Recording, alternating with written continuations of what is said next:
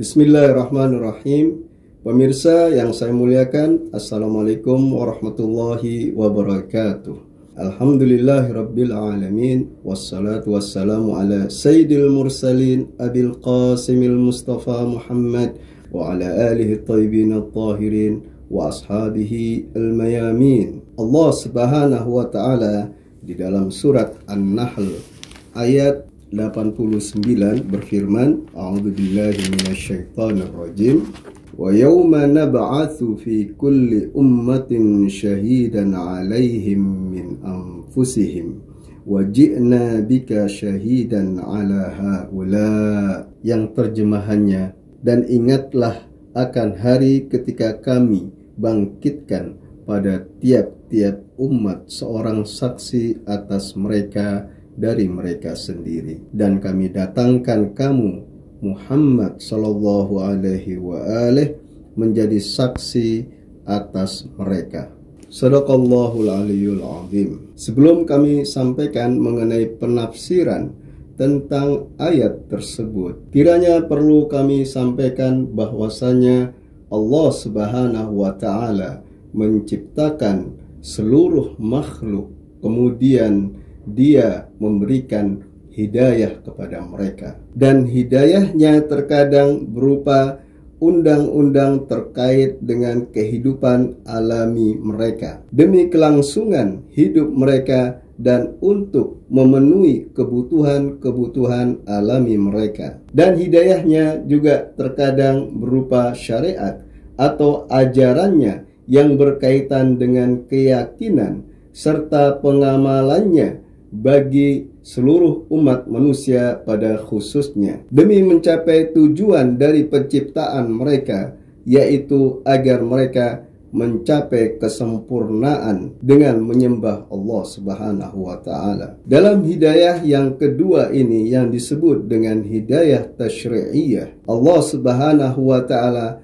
mengadakan perantara antara Dia dan para hambanya, yaitu sebagai hujjahnya, sebagai Rasul. Dan perantara inilah yang menghubungkan antara Allah Subhanahu wa ta'ala dan para hambanya. Mereka adalah para Rasul, para Nabi, dan para Wali. Dengan kata lain, mereka adalah para hujjah Allah Subhanahu wa ta'ala atas para hambanya. Terkait inilah kami bawakan firman Allah Subhanahu wa taala di dalam surat An-Nahl ayat 89 yang telah kami bacakan tadi, dan berikut penafsirannya di dalam kitab Tafsirul Fakhrur Razi karya Imam Ar-Razi jilid ke-10 terbitan Darul Fikir halaman 102. Imam Fakhrur Razi mengenai tafsir ayat suci tersebut menjelaskan, idza thabata hadza fanaqul fil ayati qawlan. Mengenai ayat tersebut ada dua pendapat. Al-awwal, pendapat yang pertama, annal murada anna kulla nabiyyin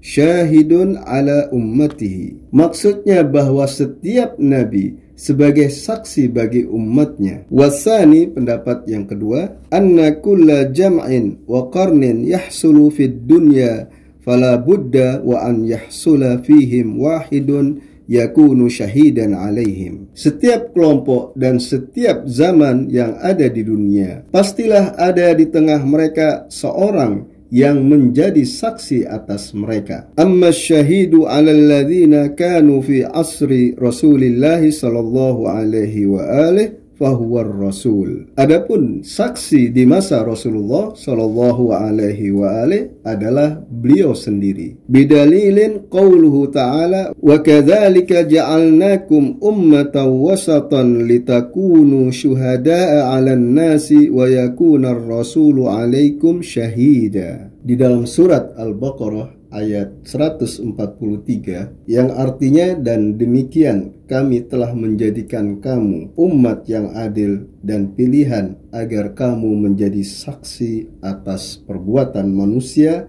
dan agar Rasul Muhammad sallallahu alaihi wa alihi menjadi saksi atas perbuatan kamu. Wa thabata aidan annahu la budda fi kulli zamanin ba'da zamanir rasuli minasyahidi. Setiap zaman setelah zaman Rasulullah sallallahu alaihi wa alihi pastilah ada seseorang yang menjadi saksi atas umat manusia zamannya. Fahasala min hadha anna asran minal a'sari la yakhlu min syahidin 'alan nasi, dan setiap zaman tidak akan kosong dari seorang saksi atas umat manusia. Wa dzalika syahidu la budda wa an yakuna ghaira jaizil khata'i, dan saksi tersebut tidak boleh memiliki potensi berbuat salah. Wa illa laftaqara ila syahidin akharin, jika tidak, yakni berpotensi melakukan kesalahan, maka memerlukan saksi lain yang tidak berbuat salah. Wa yamtaddu dzalika ila ghairin nihayati wa dzalika batilun, dan saksi yang lain itu pun jika memiliki potensi berbuat salah, maka harus ada saksi lain dan seterusnya, dan hal ini adalah batil. Dengan kata lain, tidak mungkin itu terjadi. Kemudian Al-Fakhrur Razi sampai pada kesimpulan, fathabata annahu la budda fi kulli asrin min aqwamin taqumul hujjatu biqaulihim. Maka kukuhlah bahwasanya setiap zaman terdapat kaum yang ucapan mereka menjadi hujjah. Wa dzalika yaqtadi an yakuna ijma'ul ummati hujjatan, dan hal itu meniscayakan ijma'ul ummah atau kesepakatan umat menjadi hujjah. Dari penjelasan Imam Ar-Razi di dalam kitab tafsirnya ini mengenai ayat suci di dalam Al-Quran surat An-Nahl ayat 89, dapat kita petik 2 poin. Yang pertama,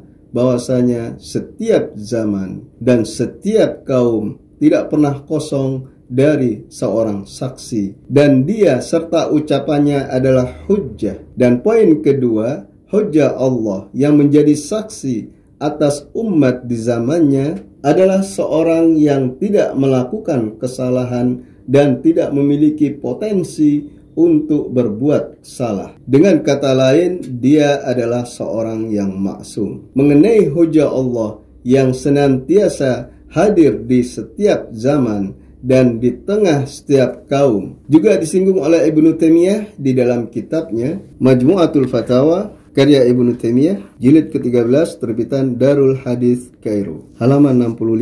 Ibnu Taimiyah di dalam kitabnya ini menjelaskan, wala tazalu fihi ta'ifatun qa'imatun zahiratun 'alal haqqi, dan selalu ada kelompok yang berdiri di atas kebenaran. Falam yanalhu ma nala ghairuhu minal adyani min tahrifi kutubiha, dan dari agama-agama itu yang kitab-kitabnya dan syariat-syariatnya belum terjadi perubahan atau tidak mengalami tahrif secara mutlak. Lima yantiqullahu bihil qa'imina bihujjatillahi wa bayyinatihi, selagi Allah Subhanahu wa ta'ala berfirman tentang orang-orang yang membawa hujjah Allah dan penjelasan-penjelasannya, yang mereka adalah para hujjah Allah. Alladzina yuhyuna bi kitabillahi al-mauta, yang mana mereka menghidupkan orang-orang mati dengan kitabullah. Wa yubsiruna bi nurihi ahlal 'ama, dan dengan cahaya Allah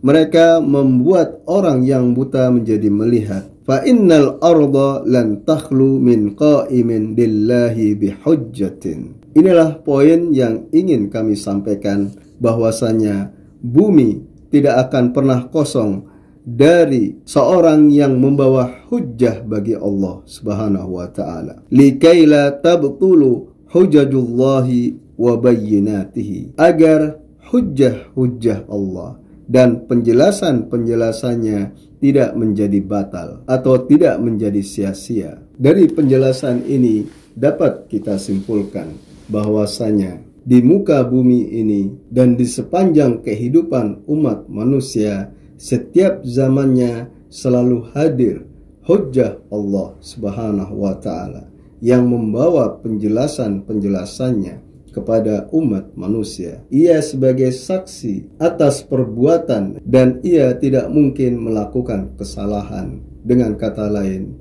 hujjah Allah yang maksum, yang selalu ada di setiap zaman. Dari sini satu soal yang muncul, siapakah hujjah Allah yang hadir di zaman sekarang ini, dan dia adalah seorang yang maksum, yang tidak berpotensi melakukan kesalahan. Demikian yang dapat saya sampaikan. Semoga bermanfaat. Wabillahi taufiq wal hidayah.